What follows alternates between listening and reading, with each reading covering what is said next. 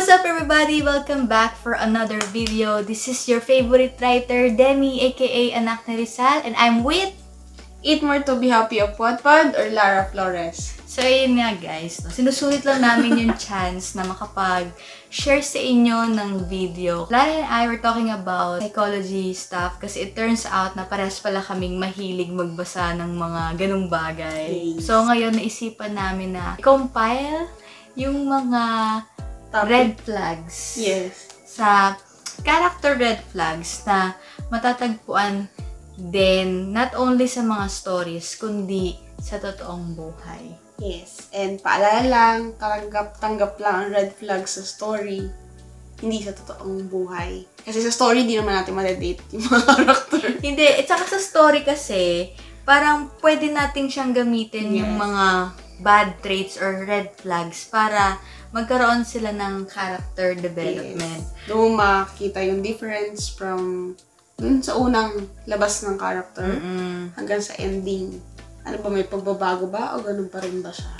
Pero alam mo, no, we can still give a chance din naman dun sa mga tao in real life na may mga red flags na magkaroon din sila ng character development. And actually, noon, may nagre-request sa akin ng vlog. Ate Demi, pwede po bang gumawa kayo ng video about kung ano yung green flags naman sa mga male lead? I mean, aware yung mga readers na may mga red flags talaga sa mga... Oo, ano yun talaga yung... Karamihan, di ba? Mga leading man sa Wattpad. So, clear lang namin guys, before we begin listing the red flags na wala kaming, alam niyo yun, pinopoint out na story or characters. Ito ay for general. At sabi nga, di ba, in real life din na matatagpuan. So, random lang talaga. So, sobrang random lang talaga. And disclaimer lang din that we're not, you know, experts, we're not psychologists, we're just readers. We're just writers. Hindi kasi, di ba, pag writer, mahilig mag-research. Oh. And yun nga, nakakaranas kami ng mga mental health struggle. Siyempre, inaalam namin yung mga bagay-bagay, di ba? Parang biglang, ay, wait lang, naranasan ko din to. Is this me? Ako ba to? Sige, umpisa na nga natin maglista, Lara, ng mga character red flags in real life. So, unahin na natin itong, actually medyo nako-confuse pa rin ako dito, kaya I'm gonna ask you about this. So, number 1 red flag, the gas lighter. Lighter. The gas... Lighter sa ganun ng Yan, gaslighting. Yung mga gaslighter, yung mga nag-gaslight. So, ngayon lang medyo naging popular ulit sa mainstream culture yung word na gaslighting, you know. Parang, ano ba? Actually, gets ko naman siya yung gaslighting, pero ano ba ulit pag sinabing nang gaslight? So, yung Google, ano talaga eh. So, yung pinaka-meaning talaga niya is, ito yung taong kinukumbinsi ka. Parang ina-alternate yung reality mo into something else. Parang sinasab... So, number 1 talaga is invalidating. So, ini-invalidate niya, let's say, your experience, feelings, and, you know, mga na-witness mo, something like that. Para sabihin, hindi totoo, or iba yung nangyari, hindi ganito. So, kinukonvince ka. To the point na ikaw din sa sarili mo, papatanong ka na, ha? Talaga ba? Ganun ba yung nangyari? Ano ba talaga totoo? Parang ganun. Even though you know to yourself na na-witness mo siya, naranasan mo siya, naramdaman mo siya. So, ang main purpose nito is usually, yun nga, parang ma-alternate yung reality mo para ma-convince ka niya. Ang second na napapansin dito is to solve the situation or to control the situation para ma-solve na niya agad. Kasi siguro, yung tao ayaw na mag-deal dun sa problema. So, let's say, nag-away tayo. Parang sabi mo, nakita ta, sinabi mo sa akin gano'n, narinig ko, ganyan. So, ako naman, hindi gano'n yung sinabi ko, iba yung sinabi niya. Saka, iba yung, gano'n. So, parang, I'm trying my best. Ano ka kasi nung nahihilo ka nun? Hindi mo may gano'n pa. Parang, ipupush ko talaga na, dahil hindi, nahihilo ka nun. Wala kang salamin nun. Wala kang salamin, di mo ko narinig. So, parang it's you're trying to invalidate my experience by distorting my reality. You're making me question my reality. Yes. It's very tricky kasi base sa narinig ko sa'yo, somehow parang in all relationships, hindi may iwasan na nag-gaslight na pala natin yung isa't isa. A lot of people, kasi hindi alam to is, delikado talagang gaslighting. akala nila ano lang siya, for convincing lang, for ganito. No, it's also for controlling. Paano natin matuturuan yung readers natin na awareness na Yes. this is gaslighting already. No? Siguro ang minor lang na narinig natin gaslight on daily basis is yung parang narinig natin sa kapwa natin na hindi, ano ba, gantong ano yan, ganyan. You're too sensitive. Oh, yeah, ganun. Parang Parang- joke lang naman tayo dito. Ganun. So, sorry ha, naramdaman mo yun. Like, kasalanan ko. Karamihan, sad to say na kung sino po yung mga leading man, sila pa yung mga toxic, may maraming red flag na parang namimiss. Character ko. Aminado siya. Kasi nga, di parang, ay, yung mga readers kinikilig, tapos di nila alam na red flag yun. So, number 1 na natin tinalaki na gaslighting, guys. So, kung may mababasa kayong story na may character na ganun yung behavior, that's red flag. So, hindi siya kakilig-kilig sa totoong buhay. So, okay, punta na tayo sa pangalawang red flag. Sitin ko muna. So, I think maraming nakakaano nito, especially sa Facebook, lalo pag may viral na video, main character syndrome. So, ano naman yung main character? Yan ba yung parang feeling mo, ikaw yung bida ng realidad? Parang ganun ba? Ikaw, sa'yo umiikot ang mundo? Tama ba? So, if you remember, may mga nag-a-advise ng self-love na you're the main character of your own Talaga? story. May nag-a-advise na? Oo. Kaso, may tao na nangyayari, you're the main character of everyone's story. No, hindi ganon.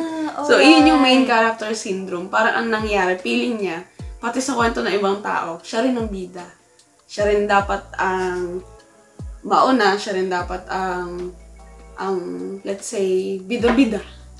So, parang ang ano niya is, nakakaabala siya ng iba. That's the one. Insensitivity. Parang insensitive siya sa iba. Kasi nga, feeling niya, siya ang main character. So, wala siyang pake sa iba. Parang #delulu. Yun.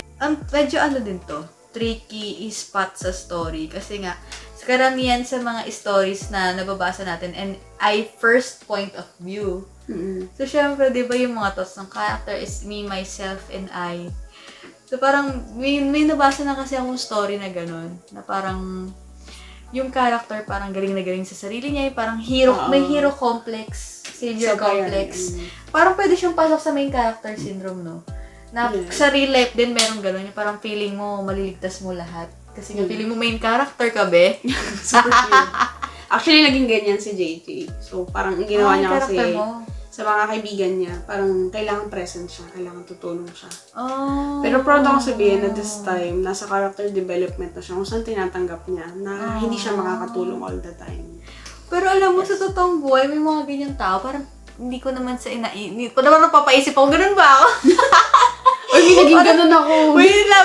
Yung tipong yung pag-uusapan natin yung pang-character, yung tipong ano ba ito, mapapareflect ba tayo sa sarili natin? Biglang, tayo pala yung Tayo pala yung na-diagnose. Tayo pala may syndrome. Yung tayo talaga pala Disclaimer, we're not experts. And, I mean, kung kayo, ay my gosh, baka matrigger sila. Kung kayo. Guys, sa mga masyadong sensitive, please stop watching this video. Nakalimutan na maglagay ng trigger warning. Magpa-consult kayo sa tamang professional. Yes. Okay, punta na tayo sa number 3, the narcissist. Ito Yes. actually, Lara, ito, mas marami itong nabase, talagay ko, kaysa sa akin about. Actually, maraming klase ng narcissist. If you remember, yung hiwa-hiwalay na version niya is yung covered. Ang alam ko lang is overt and covert. Yun. The overt is tama ba? Correct mo ako. Yung overt, yung exposed. Yung, obvious na bida-bida feels na parang magaling ako, it's just, he or she is talking about herself or lifting up herself all the time. At yung isa naman, yung covert is tago. Okay. Ano yung pangatlo? Ay, yung hindi ko nakalimutan. Naalala na ni Lara yung pangatlo, yung tinatawag na Malignant. Of all three, ito yung parang delikado na kasi nagtatarget na siya ng mental health. So, dinadamage siya. Actually, lahat naman. Kaso yung malignant kasi parang main purpose na niya yun. Yung goal niya talaga. namang... Oo, sirain na talaga yung mental health mo. Parang evil na yan. Oo, parang full control na ganun. Actually, pansin ko nga din sa mga stories, yung mga kontrabida, madalas sa kanila yung mga overt narcissist, di ba? Oo. Yung mga obvious na masyadong narcissist. And yung mga tagong narcissist, yung mga manipulator. Yes. Tama ba? So, alam ko surely may mga nabasa na kayong story kung saan na may mga antagonist. Karamihan dyan antagonist. Parang meron ka na ba yung na-encounter na yung main character ang narcissist? Parang hindi pa, wala pa rin ako na ano. Although may character ako, hindi naman siya kontrabida. Hindi ko sabihin yung pangalan kasi spoiler. Okay. So sabihin natin na may pagka-manipulative siya. Kasi nga, kailangan niyang may control sa sitwasyon. Pero hindi ko pa masasabi kung narcissist nga siya or hindi. May, ano ba yung mga signs ng narcissist? Ano yung mga gawain? How to spot one? So, dahil iba-iba nga siya. So, mahirap pag-aralan and isa-isahin. Pero ang madalas nakapansin-pansin sa narcissist is una-una nang-gaslight. Gaslighter din. Oo, parang yun eh, parang mandatory. Pag narcissist sila, parang they master the gaslighting. And nandyan yung manipulation din ng emotion saka ng mental health. Grabe. So, andyan din yung by means of manipulation of mental health or ng feelings, guilt tripping. Nag-guilt trip. Parang, paano naman ako, girl? Paano naman ako sinaktan mo? So, karaniwan sa mga description nga niya, pasok yun yung mga villains, diba? So, kung meron mong main character na narcissist, parang siguro, kunwari yun yung condition ng character niya, pero bihira. Punta na tayo doon sa pang-apat, which is yung alam ko, favorite to lang lahat. Naging, niya to yung, kinikilig ako, yes! Ano yan? Possessive. Kung mo nakakilig sa mga stories na parang may nagkakandara pa sa'yo, na may isang taong possessive sa'yo, pero in real life, hindi pala siya magandang tingnan. And, alam nyo, yun nga, dun sa nag-request sa akin, di ba, na vlog dapat, na ano daw ba yung green flag sa isang male leading man sa story. Ang bala ko sanang i-elaborate doon is, unang-una, hindi siya possessive. Kasi meron akong favorite din na verse doon sa Bible, sa Corinthians. So, hindi ko kabisado kung ano yung number ng verse. Pero, yun yung sikat na love is patient, love is kind. So, doon pa lang, biblical, o the share Bible is truth, na ang pagiging possessive ay hindi, it's a big red flag. Hindi siya romantic. So, sa libro lang siya. Hindi kasi, minsan kasi nadidistort na yung reality eh. Yes. Parang nagkakaroon ng mga ang tawag dito, unrealistic expectations yung mga readers sa totoong buhay na. As someone na naka-witness ng possessive relationship, huwag yun ang pangarapin ni. Kasi parang dyan din nagsisimula yung violence, di ba? Parang kaya nga sila gusto nilang i-keep yung isang tao. Parang out of possessiveness, hindi maganda yung nagiging bunga. Like, yun, nagiging bunga yung violence, nagiging bunga yung jealousy. So, opposite ng fruits ng spirit. O, di ba? Biblical na naman. Spirit na love, joy, kindness. Ako napanood dati na Lacorn, na Thai drama, na yung lalaki, possessive siya dun sa babae. Tapos, parang sinasamantala niya, gano'n, kinukulong niya. Dahil that's different level. Different level, no? Tapos nga, di nabuntis niya yung babae. Tapos yung babae, syempre, gusto niya lumayo, itinago niya yung anak. Yung trope na yon, yung usong-uso dun sa stories, yung hashtag taguan ng anak. So, tinago ng babae yung anak niya. Tapos ito ang lalaki, dahil possessive siya, hinabol niya, hinanap niya. So, kung titignan mo siya in totoong buhay, parang nakakatakot siya, hindi siya romantic. Pero nga dahil nagkakaroon ng misinterpretation, dahil nga masyadong ibang binibigyan ng color sa fiction and sa telenovela, dahil gwapo yung bida, gano'n. Yung parang in the end, tatanggapin din ng babae yung ano. Ang malala, okay lang naman sana kung merong character development. Ang malala dun, may character development ba yung leading man? Kung at the end of the story, hindi niya na-realize yung pagkakamali niya na masyado siyang naging ano. Mali pala kaya siya tumakbo kasi naging possessive ako. Kung mawala siya, kumbaga. So, kailangan baguhin niyo. Kailangan bumawi. Kaya hanapin ko siya. Ganun. Para sa akin, ito yung parang dangerous kasi di ba syempre, most of the readers is gusto nila yung romance tapos mga babae. paano na lang yung may influensya yung pag-iisip nila pag pumasok na sila ng relationship. Wow! As someone na nagbabasa ng Parrot Book before, na may mga possessive din, akala ko din okay siya. Uy, ako din, nakakalig-kilig nga yun, di ba? Yung parang hanapan ng anak. Ay, taguan ng anak. Nagkaroon ako ng jowa, tapos nagpinag-ihigpit. Gusto mo magsutukan na tayo. Hinamon na lang. Partida, hilig-hipitan pa lang, hindi pa yun yung palabas. Ano ka, mabagala ka ba ng pakalam ba? Punta na tayo sa number 5. Ito pa, isa pa nakita kong nire-romanticize lately. Hindi lang sa Wattpad, maging sa Facebook. Talaga ba? Nire-romanticize to? Yes, parang sabi nila, ang ganda ng ganito. So, ano yun? Psychopaths. Paano nire-romanticize sa psychopaths these days? Totoo ba? Oo, nagagawa sila ng... Wait, define mo muna kung ano yung psychopath. Walang empathy. Wala silang nararamdaman. Wala silang konsensya. So, paano siya nare-romanticize these days? Parang akala siguro nila, pag sinabi psychopaths, automatic, killer. Tapos parang gagawa sila ng mood board ng blood, ng death. Tapos nakalagay doon, yung psychopaths were so, parang pretty, ganun. Ha? Parang nakita ba? Yun, sabi ko, ha? Tapos, although may mga nag-comment, may mga nag-share, parang sabi nila, not you romanticizing psychopaths. Kasi hindi nila naiintindihan na ang psychopaths were non-empaths or yun nga, walang konsensya. Pero they are not necessarily killers. Maraming psychopaths ang naninirahan ng boring life.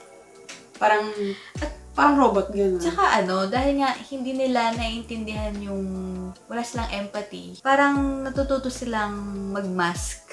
Number 6 ay The Impostor. Pag sinabing The Impostor, Impostor. So, di ba mawawasok sa isip natin usually is impostor, papanggap. So, parang ganun din siya, nagpapanggap din siya. But not in a way na alam natin, na parang sa telenovela, papanggap siya mabait. Pero ang totoo, wala siya, masama. Actually, parang din siya, parang nasa-same na rin siya dun sa psychopath. Parang magkaka-relate din yung traits sila. Pero pag kasi the impostor is you have the facade na hindi mo pinakikita sa society kung sino ka ba talaga. Yes. Usually, dahil nga gusto nga ng tao mag-blend in para masabing belong at hindi sila naiiba.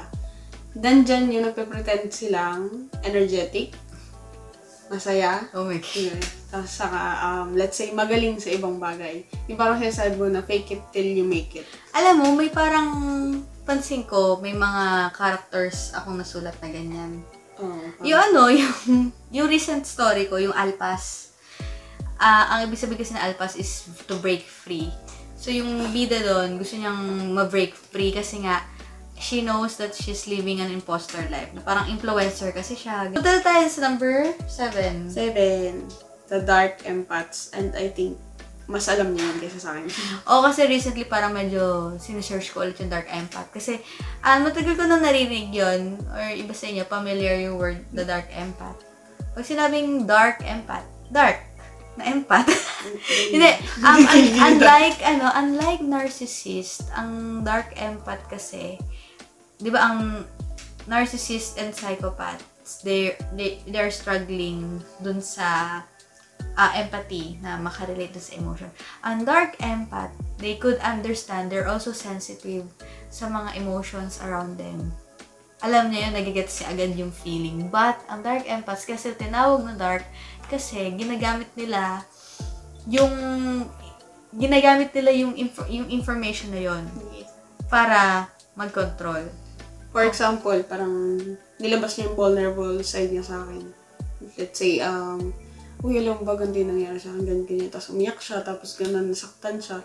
Tapos ako, na as a dark empath, ang gagawin ko, at the right time, na may mangyari, let's say nag-away kami, ibabalik ko sa kanya, gagamitin ko yun. Na di ba umiyak nga sa akin, ganyan. parang may ko sa kanya, may laban ako sa kanya na, ba't mawaawayin? In other 8 is the pessimist. Sinama namin itong sa listahan. The pessimist, yun yung parang sobra-sobrang negative thinking, di ba? So parang, actually guys, hindi naman natin pwedeng invalidate lahat ng mga negative experiences natin. Okay lang na minsan mapagod ka, magalit ka, umiyak ka. But yung mga pessimist kasi, sila talaga yung mga taong, alam mo yun, sila yung pag nakasama mo, madidrain yung buhay mo. Yes, parang parang pati ikaw, hinihila. Hala, ganda yung nangyari sa akin. Parang nito lang nilagnat ako. Sobrang sama ng pakaramdam ko. Hindi ako makagawa ng trabaho, pasensya ka nang hinihila. Siyempre, ikaw naman, hindi okay lang yun. Ganyan, naiintindihan ko naman. Kinabukasan, oy, may sakit ako. Napilayan ako. Para ano to, sobrang overthinking ng masama. Oo. Actually ako, parang, may mga ewan ko kasi nung time na first year college ako, aminado naman ako nung dati. Parang ako, pessimist talaga ako. So, parang yung unang character si Jill, natatandaan ko kasi may nag-comment to na naiinis siya sa character ni Jill. Kasi parang yung point of view niya, parang ang laging dark. Yeah. Kasi nga, extension ng character ko si Jill. Parang ang pessimist ko that time. So, yung character ko na yun, pessimist din. So, di mo. Parang naging talaga natin yung first character natin. Oo. Extension. So, Extension ni JJ. Sa'yo, may character ka ba na pessimist? So far, alam ko wala naman. Kasi parang ang goal ko talaga sa mga character ko is madadown sila, nasa rock bottom. Pero they will find a way to go out. Wow. Kasi ganun din ako. So yun guys, parang makikita nyo na may mga stories na Ganyan yung mga character. Pero again, gaya yung sinabi ko, sa hanggang libro lang yun. Huwag nyong isipin na okay yun in reality. Kasi yung sa libro, di mo naman madedate yung tao, yung character. Pero though we're not invalidating the experience naman ng each other sa real life kasi baka mamaya may mga nandito sa nilista natin, nararanasan nila yan. Kung pakiramdam mo. This is for awareness. Yan, sinasabi na, huwag maramdaman to. Like, sino ba kami parang sabi na? Hindi, ayun yan, sabi nila na awareness na kapag nagbabasa kasi tayo ng stories, ayun nga, minsan, baka misunderstood natin yung gustong sabihin ng author. Baka, minsan yung author, intentional silang nagsusulat ng mga ganitong characters para magkaroon ng transformation. Pero, hindi ibig sabihin nun na kailangan natin silang i-glorify, kailangan natin silang hangaan.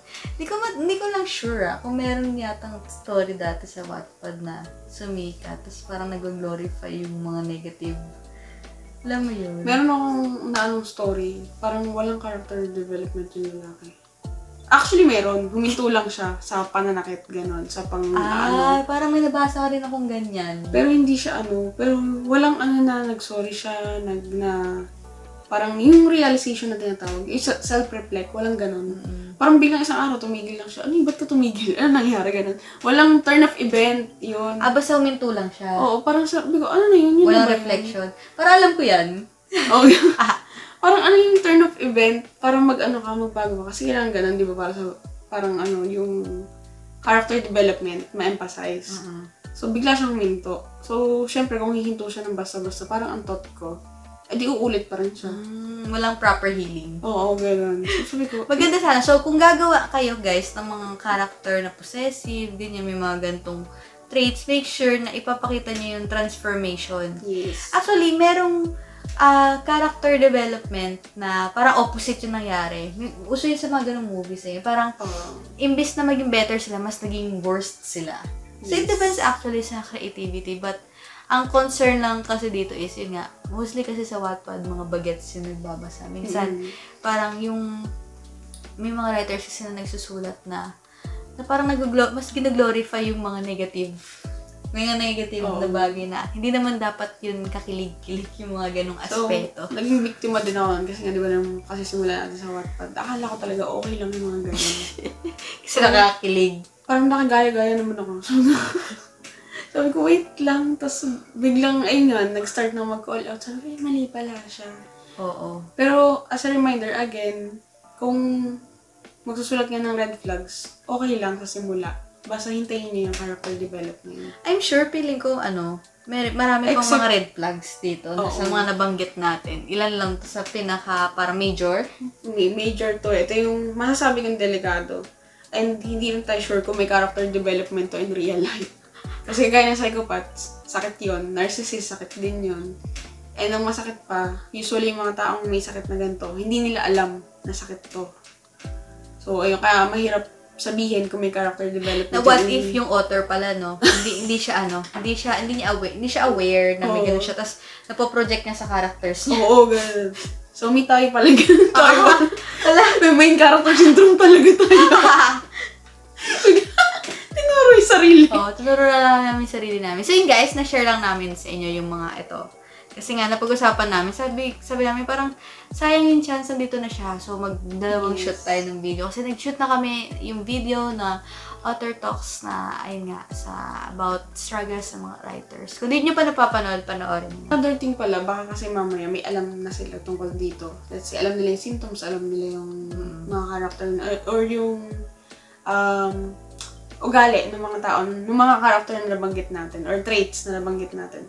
Baka mamaya, makaharap sila in real life, tapos kumprontahin nila. No, huwag kayong makikipag-kumpronta ha. Huwag niyo makumprontahin. Hindi kinakumpronta itong mga to. Huwag kayong maki-engage. Ang unang-unang gagawin nyo is layuan. Paano pag friend, di ba? May ginawa ko yan. Kinumpronta ko siya. Hindi siguro kung... okay. Gets ko na. Oh my gosh. Alam ko na solution, guys. We have to pray for them. Di ba parang we have to pray for those people. Love your enemies. Pray for your enemies. Pero, again, huwag niyong gayahin na kukumprontahin yung tao. Iwasan niyo. Siguro medyo it depends pa rin, no? Kasi may mga times na siguro na kailangan ng pumight back. Diba? Lalo na sa gaslighter. Kasi kailangan mo siyang, nandun ka sa moment na alam, parang ginagaslight ka. Kailangan ipaglaban mo yung standpoint mo na, hindi, ito yung ano ko. So, it depends din pa rin. So, we need the... Siguro, huwag mo lang i-call out na gaslighter ka. Baka kasi mamaya, matrigger siya. May gawin siya or may sabihin siyang ikasakit mo. Siguro yung lang yung situation. Pero huwag mo hawayin daw ba? Ang ng topic natin no? So, meron ka bang last words? Ano pa pala, ingat din sa pag-accuse kasi minsan may symptoms na same sa mental health problem or ibang mental health problem. So, ang complex talaga niya. Diba? Kaya, iwas din sa sa pag-point out ng finger. Pero kung tingin mo nga na ganun siya, again, iwasan. Tsaka, always din check yourself first. Yes. Kasi minsan din natin alam, tayo na pala yung toxic, tayo na pala yung nag-gaslight, tayo na pala yung pessimist. So, ayun. Salamin, ganun. Oo. Tayo talaga yung main character syndrome. So, yun lang guys. Maraming salamat. Thank you so much for watching. Sana meron kayong nakuwang insights sa video na to. Please like, share, and subscribe to my channel. And more videos to come. And I'm sure hindi lang ito yung huli naming pag-collab ni Lara sa isang video dahil buwan-buwan na raw siyang magbubuksan. So, buwan-buwan na kayo magkikita. Oo, buwan-buwan tayo magkikita. Joke lang. So, ayun guys. Maraming salamat. Thank you so much. Bye-bye. Yay!